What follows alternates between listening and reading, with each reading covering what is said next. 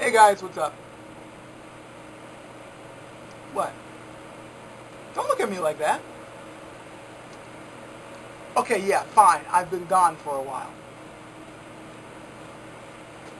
Okay, for a really long time. Okay, I understand that. Look, I've been busy, okay? Had things to do.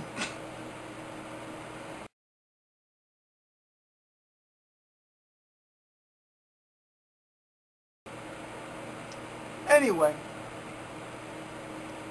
let's get with it. Let's get into the topic. You guys might remember way back that I put up a video a while ago. I think it was a couple of years ago, about how the United States government and its political system really wasn't founded on Christian values. Simple, straight to the point video. The main crux of my argument in that video was that if you look at the core values, the core ideals of Christianity, and you look at the core ideals of our political system, the two are in exact odds of one another. One is based on submission, one is based on rebellion. One is based on accepting higher authority, because higher authority just by its very nature is supposedly divine and powerful and wiser than you.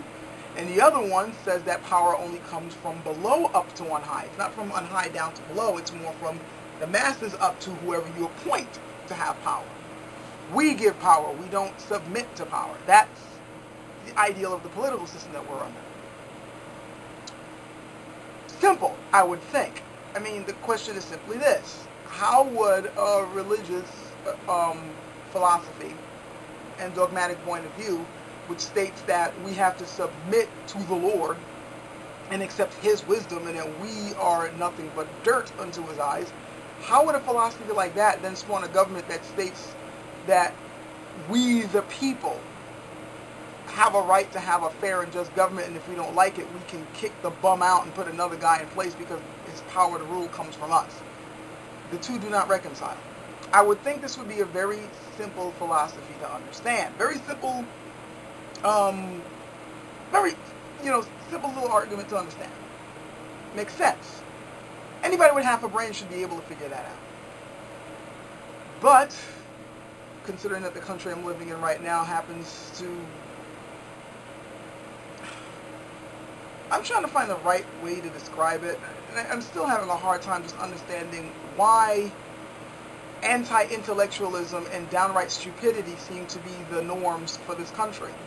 We're just simply throwing away any sense of academic thought or any type of, intellectual thought is going out the window these days. You have people who are outright against any sort of real research and real, historical relevance when they talk about this country and where it came from and where it's headed.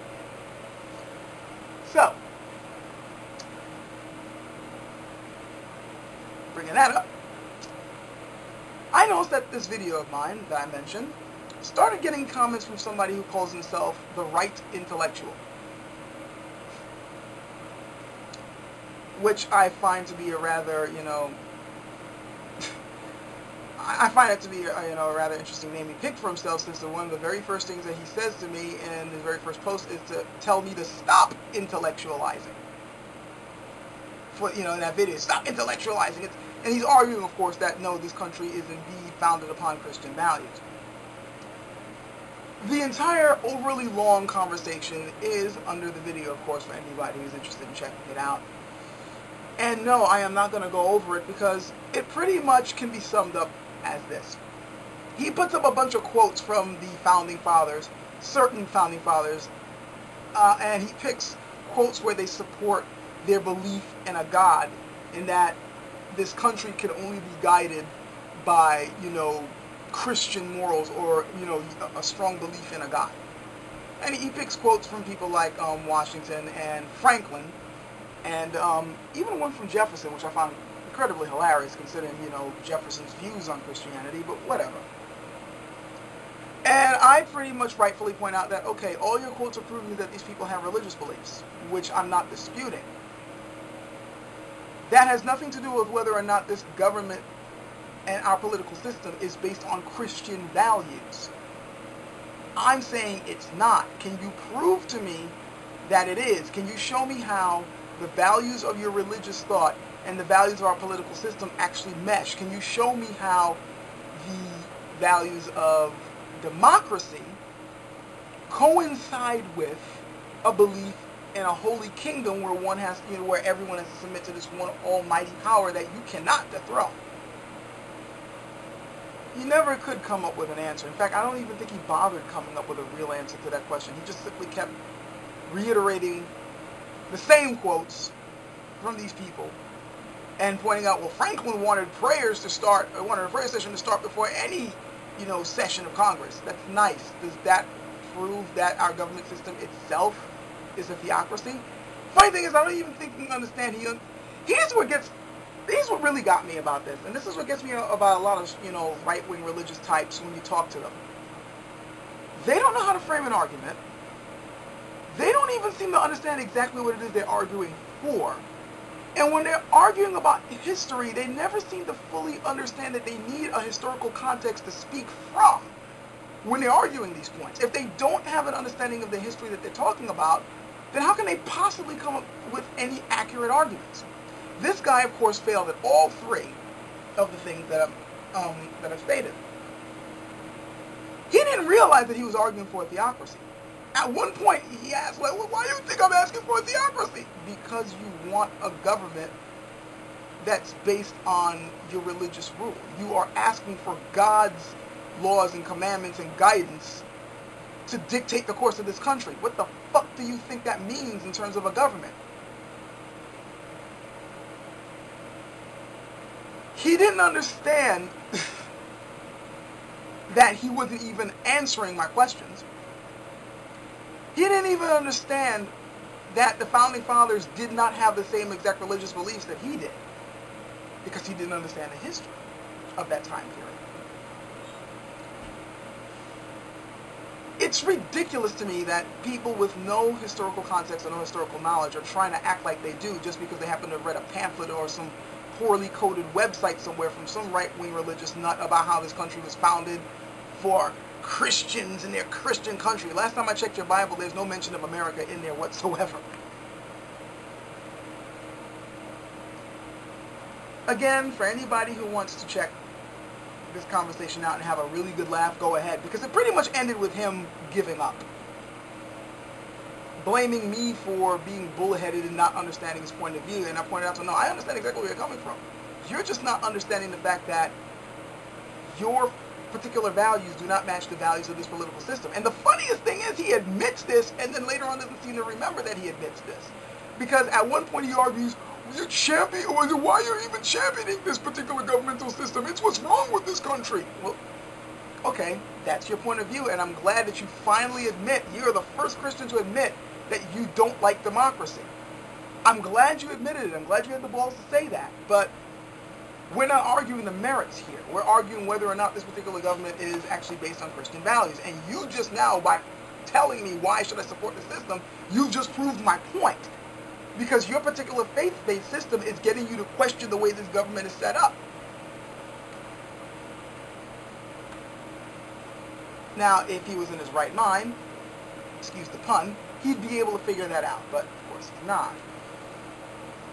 So why am I putting up this video? Is it to ridicule this guy? No. It's, one, to prove a point. And two, for any other right-wing person who happens to be stumbling upon my channel, look, guys, you need to understand the history of the time period you're talking about when you try to argue this point about how the Founding Fathers meant this to be a Christian nation under a Christian government. Please. It's bullshit. One, you need to understand the actual faith of the people living in that time period. It is not necessarily the same as yours. Just because you see the word Christian does not mean that it's the same as you. How many sects of Christianity are there again? And many of the philosophical beliefs that many Christians believed back then don't match with yours. For instance, a popular view back then was that Jesus was not existing before time. That's a belief many of you guys believe now, that Jesus always existed because he is of God. But there was a belief in that time period that was held by many people, founding fathers included, that Jesus was not equal with God or is God, but was actually created by God as a lesser being to make the sacrifice that he did. Look it up. I'll have it in the text description, the two philosophies I'm talking about. Look it up and look at how it developed and who held those particular beliefs. You'd be surprised. If you know nothing about these particular philosophies, shut the fuck up when trying to describe what the founding fathers believed and didn't believe. You don't know the context of this. Second, you need to understand what the Enlightenment period did to change political thought and just philosophical thought in general for people of that time period. The Renaissance changed a lot in terms of human thought. That's the reason why the American government was such a radical, change in political thought to begin with. This is one of the biggest reasons why, the founding of this particular country and the political views that it had was such a big freaking deal. Because it pretty much went against the belief that God was the center of everything. There were four main there are four really big schools of thought that emerged from the Renaissance period onto the Enlightenment period, and which later on guided the thoughts of the people who helped to found this particular country, its government anyway. And here are the four, and you're not going to like what they are, but this came from that period and this influenced people's minds at the time. Secularism, humanism, individualism, and skepticism. Those four philosophical viewpoints helped to change much of the philosophical and political discourse that would later help to form and dictate the democracy of this particular country. And yes, I know when I'm saying democracy, I understand that now we live in an oligarchy. I'm one of the people pointed it out, but I'm just simply speaking in general terms here. For all intents and purposes, the government political system that they set up, where the citizens and just say men themselves help to dictate the future of their country, writing their own laws, picking their own leaders, choosing what direction their nation is going to be going into. Those four philosophical viewpoints helped to come up with these particular ideals. Not Christianity. If you research the main values of secularism, humanism, individualism, and skepticism, you will find that they have much more in common with the tenets that you see in the Declaration of Independence and the Constitution than anything that you can see in the Bible. After all, the Bible says things like lean not on your own understanding and trust God in everything. And that particular system is what helped to create things like monarchies, and with the church as the central power of a nation. Whereas here, that's not the case, and wasn't the case. But those four particular things that I mentioned, which came out of the Renaissance period, those have a lot more in freaking common. And then if any of you people bother to go to a freaking school with some real academic credits to understand this particular viewpoint in history, you'd understand this too. But you don't. And I am imploring any of you people trying to continue to come with this ridiculous viewpoint of this country founded on Christian values to please do the freaking homework on this first. At least do that before trying to come up with an argument. Because I'm telling you this right now, and you can look this up if you don't believe me, your beliefs of this country being founded on Christian values is not a valid historical viewpoint. No historian has come up with that shit. No real historian, anyone worth his salt, has come up with that particular viewpoint. This is the type of shit coming from either con artists, propagandists, plain ignorant numbskulls, and or religious nuts with an agenda. They do not have any real basis in historical fact. This is not me talking out of my ass here. This is actual historical fact that I'm speaking here. It is, and plus just plain old common sense and plain old logic of looking at the two different schools of thought could tell you that they do not mix, as I said in the original video. But what's upsetting is I know I'm pretty much wasting my time when I put this thing up. I mean, I'm putting this out there anyway, so I could say that, you know, at the end of the day, it's like, look, I tried, all right? I did what I'm supposed to do with knowledge. You learn something, you spread the information around so that other people can be educated. Whatever little bit of education you have. I did my part. But looking at what's going on in this country right now with morons, you know, I mean, just look at this election. Look at what's going on in politics right now. Look at the shit that people are supporting, and you realize that we're probably fucked. And there's going to be some moron somewhere who's going to be looking at this going, that's not true. The Bible tells me that. Whatever bullshit that they're going to be trying to support their ridiculous view on instead of actually researching the historical context of this particular issue. That's what frustrates me to no end.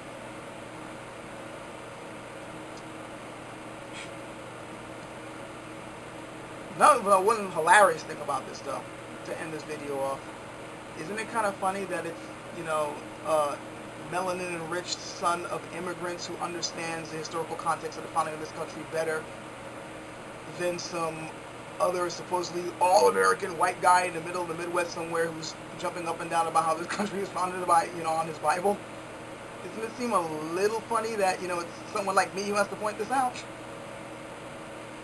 That's a source of humor for me all the time. It's about the only thing I can find to laugh at about this. But yeah, that's it. Catch you guys later.